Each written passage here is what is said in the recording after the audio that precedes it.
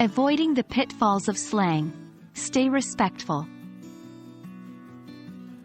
Hello, language learners. Slang can make your English sound more natural and relaxed. But, just like with any language, there are slang words and phrases that can be inappropriate or offensive. Today, we'll delve deep into how to use slang responsibly and avoid potential pitfalls. Let's get started. Slang often originates from various subcultures and groups. Over time, some slang terms can develop negative or derogatory connotations. For example, words that were once used to describe a specific group of people might later be used in a demeaning way. Some slang terms might make light of serious issues or mock certain groups. Using such slang terms can be insensitive and offend people, even if you don't mean to. It's essential to be aware of the cultural and historical context behind slang.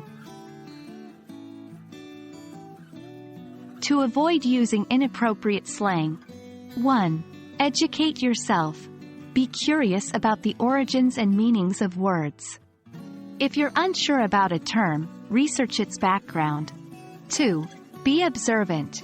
Pay attention to how native speakers react when certain terms are used. This can give you clues about the appropriateness of a term. 3. Ask for feedback. If you're in a trusted environment, ask native speakers about the slang you're using. They can provide insights on whether it's acceptable or not. Instead of using potentially offensive slang. 1. Use neutral synonyms. Often, there are neutral words that convey the same message without the negative connotation. For instance, instead of using a derogatory term to describe someone being foolish, you could simply say, silly, or clumsy. 2. Avoid slang in formal settings.